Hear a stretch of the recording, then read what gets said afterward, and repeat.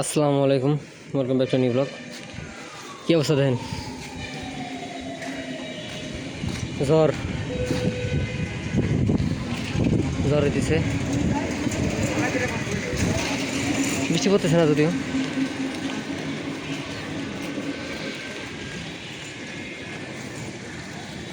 আপনারা কাছে যে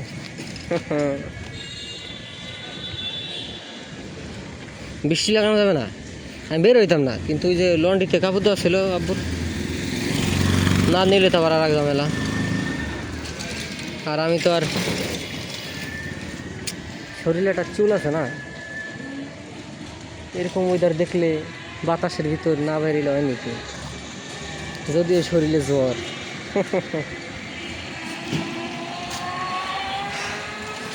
জ্বর হওয়ার আগে যেই এটা আল্লাহর বাতাস, এটা ফিল করতে হবে। এখন মাস্ক টাক্স করা যাবে না।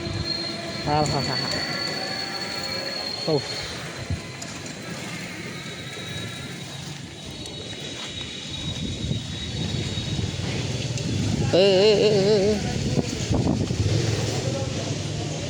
মসজিদ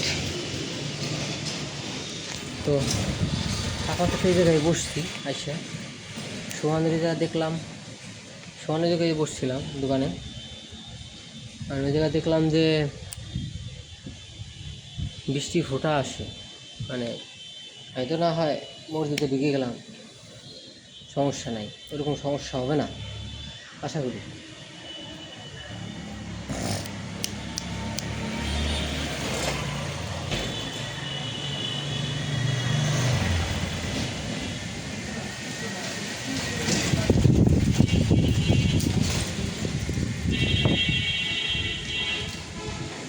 মাস্ক না উড়ে যায়, এই চিন্তাই করতেছি। এক মিনিট সরি। আল্লাহর বাতাস ঠিক আছে, কিন্তু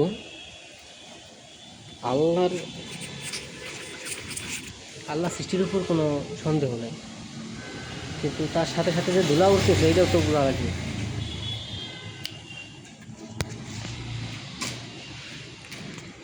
এটা মানুষের সৃষ্টি, তাই না?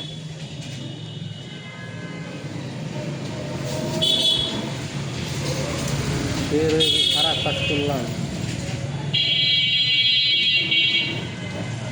বৃষ্টি তবে বাস্ট ওয়েদার হইতেছে, খেলতেছে আমার সাথে। যে কোনো সময় আগে ঝাঁ করে বৃষ্টি শুরু হয়ে যাবে।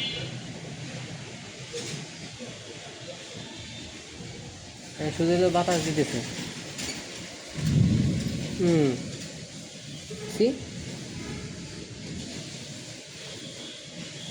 কেবল একটা সংকেত। ওকে,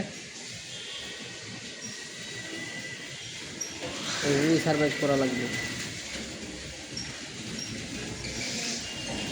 আল্লাহর ঘরে আছে, ঘরের মধ্যে হয়ে যাবেন না কোথাও।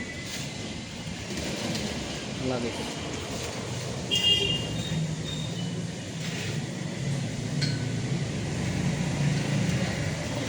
ঘরে থাকবেন, ঘরের ভিতরে, আর টিনের বাড়ি এলেই কোনা এই টিনের কোনা বানবেন, ঘরের কোনা বাইন্দে থাকবেন। যদি টিনের বাসা হয় তাহলে যে ঝড় টিন উড়ে যাবে।